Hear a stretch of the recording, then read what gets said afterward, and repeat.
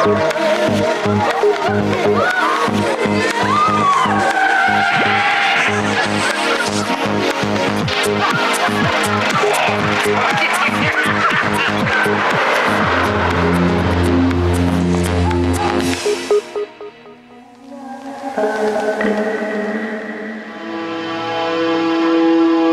30 de agosto de 1996, guerrilleros de las FARC se toman la base militar de Las Delicias en el departamento del Caquetá y secuestran a 60 soldados. Sus madres piden su libertad a través de los medios de comunicación. A partir de estas imágenes de dolor, la artista Beatriz González realiza la serie Las Delicias. No busca retratar la realidad, sino ofrecer una opinión no verbal, simbólica, íntima y personal sobre estos hechos. La fuerza de estas obras contradice a aquellos que anunciaron la muerte de la pintura a comienzos de los años 80. Por el contrario, la pintura y el dibujo continúan vigentes y tienen mucho que decir. Claro que ya no lo dicen como antes. Capítulo 2. El arte no es como lo pintan. El título de la serie, que el sitio se llamaba Las Delicias y fue una iniquidad, ¿no? Entonces, ese Las Delicias, el contraste entre Las Delicias, que debía ser un sitio maravilloso de los llanos, con aves, con buen clima, delicioso, un sitio maravilloso, se convierte en un infierno. Eso me gustó, dar ese contraste. Entonces, entre las madres, realmente consolidadas en un grupo, y el contraste del sitio, me pareció que podía ser muy interesante hacer una serie de mujeres llorando. Para mí el arte mío se dividió en dos, antes y después de la quema del Palacio de Justicia. A mí el incendio del Palacio de Justicia me afectó mucho.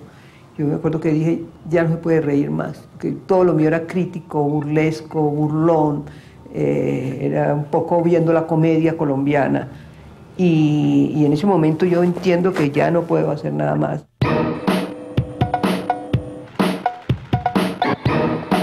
La circunstancia histórica de Colombia en la década de los 80 afecta notablemente la producción artística. El boom del narcotráfico trae grandes flujos de dinero a Colombia e impacta el mercado de la pintura. Lo que hubo ahí en la pintura fue lo que pasó en los otros sectores del país, en el fútbol, en la finca raíz, y por consiguiente el de la arte fue exactamente igual. Hubo un exceso de demanda y entonces los precios se subieron. Cuando el boom de la pintura, nosotros no tuvimos ese boom, porque nunca vendimos grandes sumas de dinero, pero tampoco vendíamos poco, vendíamos una cosa normal, y durante el boom de pintura seguimos vendiendo lo normal porque eran los clientes que teníamos y los hijos de esos clientes. Pero el narcotráfico fue para mí una cosa frustrante y buena, porque lo que ellos querían yo no lo vendía. Así directamente esos personajes no fueran a comprar a una galería, pero había en circulación el dinero y se sentía como el progreso, la opulencia. El arte se empezó a asociar como a una especie de palacetes, como neoclásicos, entonces todo, yo no sé cómo de dónde empezamos a volverse que elegantes, es decir, la gente empezó a cambiar su gusto. Lo que pasa es que el dinero circulaba. Entonces el que vendía carros pues se beneficiaba de eso y eso alimentaba el sistema, llamémoslo así, el sistema como económico del país, el sistema sanguíneo. La gente cuando tiene dinero pues que quiere un buen carro, quiere una buena casa, cuando tiene una buena casa quiere algunas piezas de arte. Los narcos pedían pinturas, a los narcos no les interesaban las instalaciones, no les interesaban esas cosas, los narcos querían cómo colocar en sus cuadros, cómo decorar sus casas, y muchos artistas accedieron, y eso es muy dramático en la serie en la década del 80. La gente preguntaba por un Botero, un Obregón, sabía, no era gente que supiera de arte, pero sabía de nombres y eso es lo que quería adquirir. El tipo de galerías que se movían era un tipo de espacios donde primaba lo comercial. Hubo un problema grave, digamos, en las galerías, en casi todas, que era que aprovechando la gran demanda de obra, casi todas se dedicaron, bueno, a la venta o al mercado secundario, es decir, a promover tipo de obra que tuviera como bastante posibilidad comercial y que se está comprando mucho y que se utilizaba para todo tipo de negocios, y promovieron, fue más que todo fue una idea del arte como inversión. Parecería que entonces el dinero favorece la pintura, en tanto se vende mucho, pero el error de la premisa es considerar que vender pintura es bueno para la pintura. Muchos artistas, inclusive artistas grandes, se corrompieron vendiéndole a los narcos, inclusive su arte se cayó de nivel. Yo no creo que haya influido en la pintura, influyó en el mercado de la pintura, en un mercado que era mentiroso, un mercado que no era verdadero. En aquella época un estudiante de arte de tercer semestre podía vender ya pinturas carísimas, entonces yo creo que eso fue un factor muy negativo para el desarrollo y la evolución de la pintura. Cuando yo entré en el 87, pues muchísima actividad, después viene la crisis internacional en los 90 y después viene la gran crisis de Colombia en 1995. En el 95 pues ya no se vende nada. Muchas de esas galerías en los años, digamos, 97, 98 cerraron o tuvieron crisis o se replantearon, entre comillas, porque se dieron cuenta que su modelo había terminado, pero no era el modelo, sino que el país había cambiado de cierta manera, no estaba tan permisivo con esto del narcotráfico. Yo no sabía. Yo no sabía. Yo no sabía.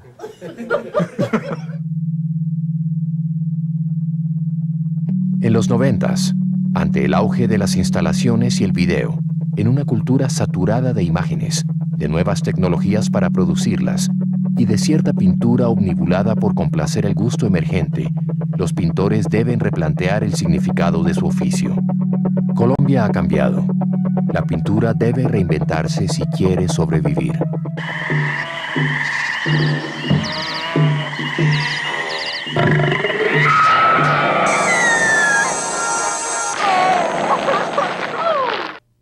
La reflexión sobre la pintura y la circunstancia del arte durante los 80s fue una estrategia que emplearon muchos artistas para enfrentar los retos estéticos de los 90.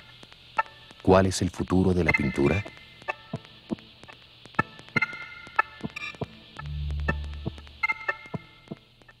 Estos artistas que estaban en esa exposición fueron como los artistas que trataron de hacer un trabajo que estuviera por fuera de los circuitos comerciales y que a la vez simplemente no decretaron la muerte de la pintura.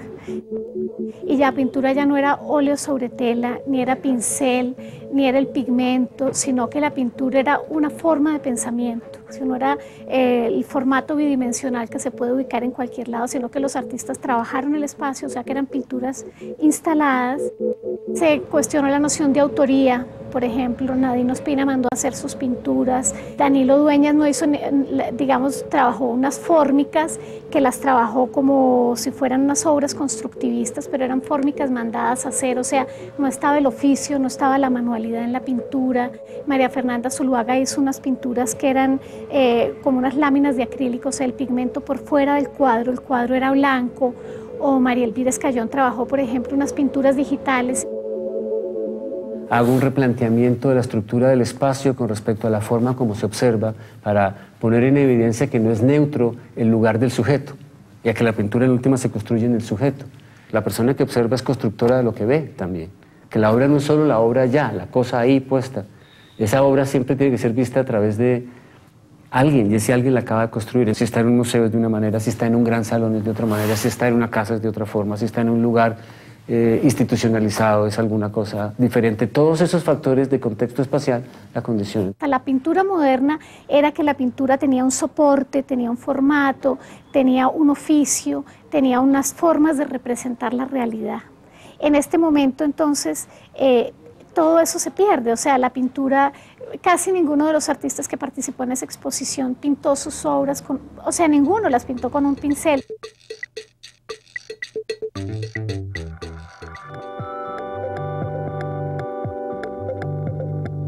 La revisión necesaria que hace la pintura sobre su lenguaje y la redefinición de sus límites en los 90s abre paso a otros temas críticos. El papel de la mujer en la pintura, por ejemplo. La obra de Delcy Morelos problematiza un tema incómodo para todos: el racismo, la intolerancia y la violencia entendida como el rechazo al otro.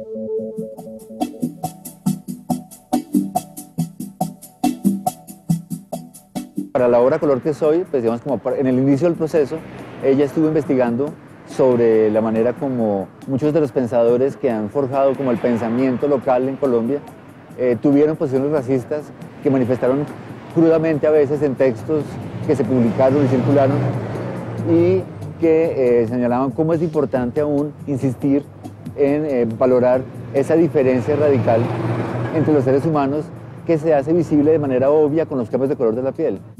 Delcy Morelos ha trabajado claramente desde su condición cultural, su condición femenina, el ser mujer, el ser de tener una ascendencia claramente ubicada en un trasfondo indígena, y creo yo que esa idea de ese lugar desde el cual trabaja ella le permite como arraigar más claramente su trabajo, le da como una singularidad a su proceso. Johanna Calle usa la pintura y el dibujo para reinventar imágenes de niños del Instituto de Bienestar Familiar que aparecen en el periódico buscando a sus parientes.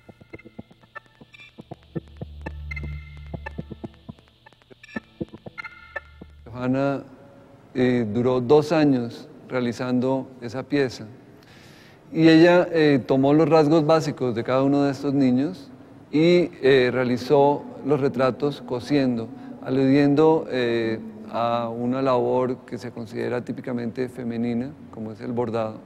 La noción de tiempo es especialmente importante, no solamente el tiempo que representaba la obra total, que es 1 año de periódicos, 1 año completo de periódicos en los cuales aparecieron estos niños, sino la noción de tiempo ligada a la producción misma de la obra. El trabajo estaba hecho en tela, pero luego esa tela fue integrada de una manera también muy paciente, puesto que involucró de una manera directa el tejido de la tela con una especie de malla que recuerda vagamente el tipo de mallas que se utilizan para construcción, aludiendo al tipo de entornos en los que viven probablemente estos niños, y fue dispuesta en una gran sala, fue de hecho expuesta por primera vez en la Alianza Francesa.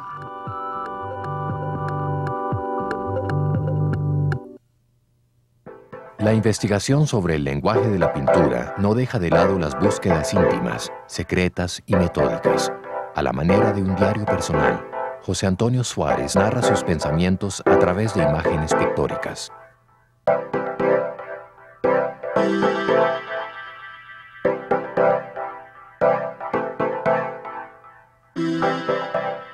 Los cuadernos son como un diario.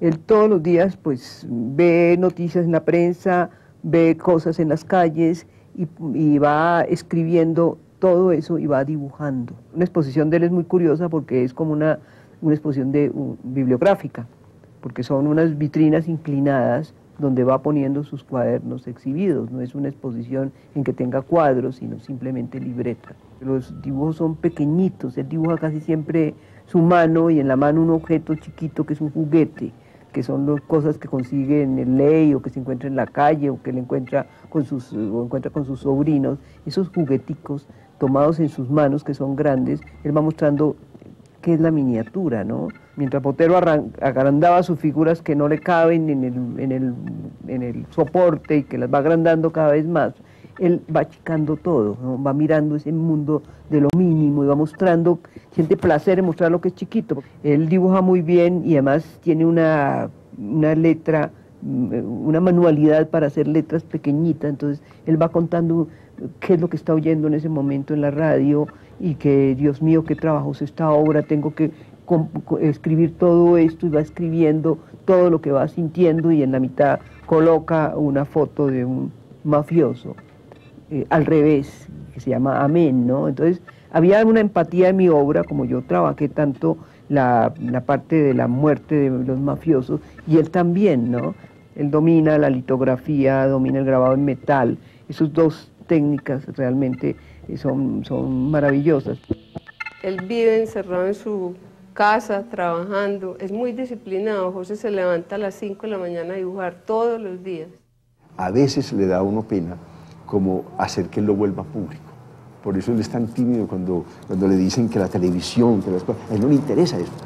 No le interesa porque es un hombre como oculto, es un hombre medieval, tampoco es un monje, pero es un hombre crítico, que va mirando las cosas. A él no le gusta vender, ni le interesa. Él dice que él tiene una colección que dice que es de la mamá, todos sus dibujos. Uno le tiene que rogar al maestro para que venda un dibujo.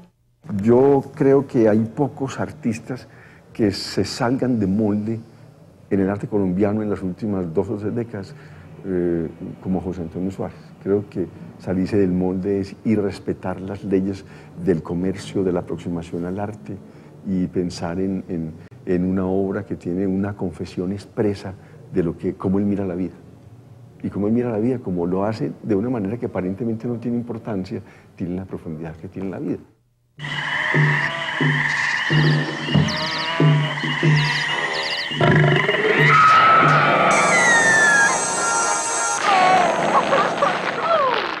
Para dibujar no existen técnicas, ni parámetros, ni reglas fijas. Todos somos dibujantes. Proyectos colectivos como Echando Lápiz invitan a grupos de jóvenes y adultos, no artistas, de diferentes localidades de Bogotá a dibujar la naturaleza urbana. El proyecto Echando Lápiz está orientado a la elaboración de dibujos de plantas de la ciudad.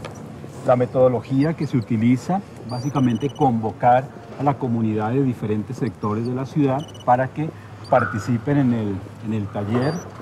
Entendemos nosotros el taller como un espacio de encuentro de saberes, de miradas, de sentires, de sensibilidad que se hacen visibles o se hacen presentes a través de la experiencia del dibujo. No se trata de enseñarle a dibujar a las personas, sino que se den cuenta o descubran que son capaces de dibujar porque pues, en algún momento de su vida lo han hecho, han escrito, han filmado, etc. Y esas son formas de dibujar. Claro, que nos muestren como su propia manera de dibujar. Es desde su experiencia, desde su muy particular manera de ver las cosas, como ellos empiezan a dibujar y abordan esos dibujos. Pensar que el dibujo es una práctica posible en cualquier persona.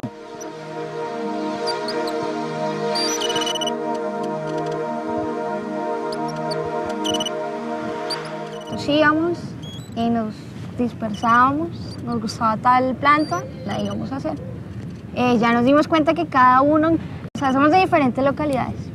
Entonces cada uno quería que ciertas personas vinieran por decir, al parque que yo vivo cerca. Entonces así empezó y así hemos empezado a recorrer cada localidad de Bogotá. Igual en esa medida se cumplió como con el objetivo del proyecto, que era hacer como una recopilación de fauna de la ciudad, que era una actividad como botánica, ¿sí? De ponerle a la plantica el nombre y el número y la descripción y todo, a pasar ya a un proceso de desarrollo personal en el que fueron más importantes las interacciones con las personas con las que se estaban que el mismo proceso de dibujar, y a raíz de eso se dieron más como relaciones de amistad y también como de construcción en el dibujo, ¿sí? Si uno mira las libretas de todas las personas, el primer dibujo no es igual al último. Hemos tenido bastantes exposiciones que uno se asombran. Me dirá, como artista no hubiera tenido tanto conocimiento. Sí, como tantos espacios Pero abiertos. es muy rico uno estar, que lo reconozcan. Igual, por ahí. no es tanto como el artista plástico, es que pertenece al círculo y wow, nos van a criticar y entonces el curador me va a admitir. Sí, no, sino es como concebir el arte como lo que una vez decía Graciela, que el arte es igual a naturaleza y tú concibes el arte ya como el hecho de la vida misma. Concebir el arte sin pretensión de decir nada, sino como un proceso personal. Pero lo chistoso es que es un proceso personal que se construyó en lo colectivo.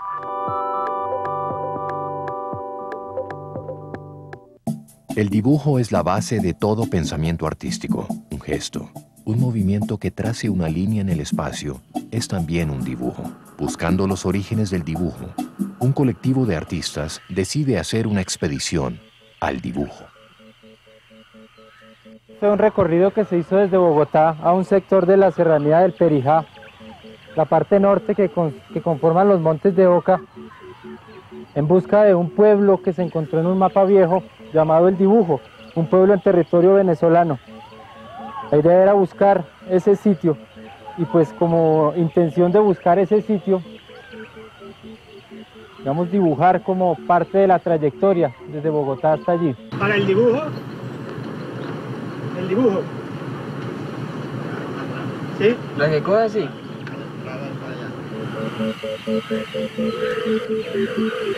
Entonces el dibujo realmente es un fondo de una gran piscina natural.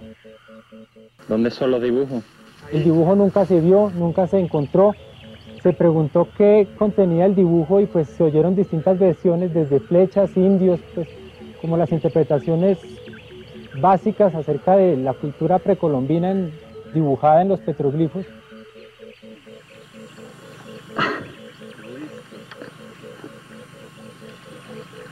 Por otro lado, durante la exhibición de la exposición se presentó pues tanto una serie de dibujos y pinturas hechos por los participantes como una serie de objetos, digamos que rememoran o representarían las expediciones del siglo XVIII pues hacia el conocimiento de la flora y la fauna americana.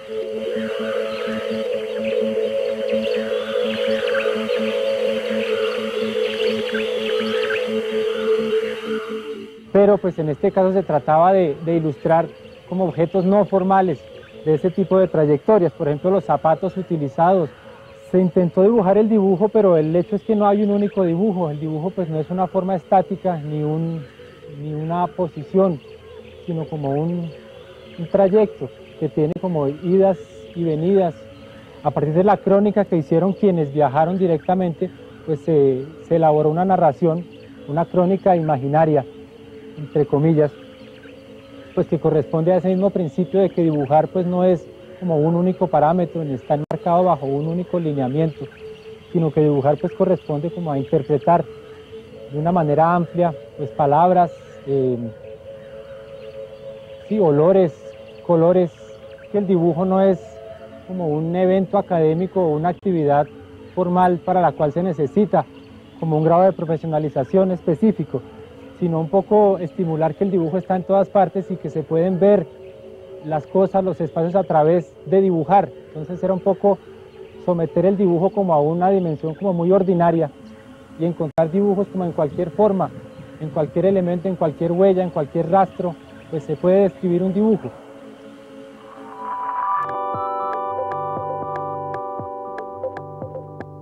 La pintura siempre se va a vender. O sea, eso de que la pintura se acabó es completamente absurdo. Yo no creo tanto en esa frase de la muerte cíclica de la pintura. Yo creo que la pintura siempre estará permanente, a pesar de todas las modas que son necesarias, que son importantes, que las modas vivifican, reviven la pintura, y eso es necesario que haya modas permanentemente, pero la pintura de Caballete siempre existirá. Yo soy pintora y sigo pintando, pero yo entiendo que eso es una cosa mandada a recoger. Yo pinto porque no sé hacer otra cosa. ¿Y qué tal yo haciendo instalaciones, no? La pintura y el dibujo se han redefinido en las últimas décadas. Ya no se consideran técnicas, sino maneras de pensar, actitudes. Son los rastros y huellas de nuestro paso por este planeta. Por eso perduran en el tiempo.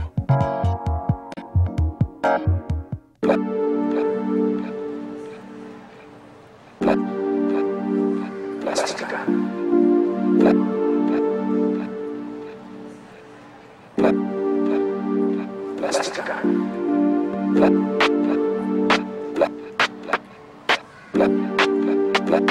Plástica.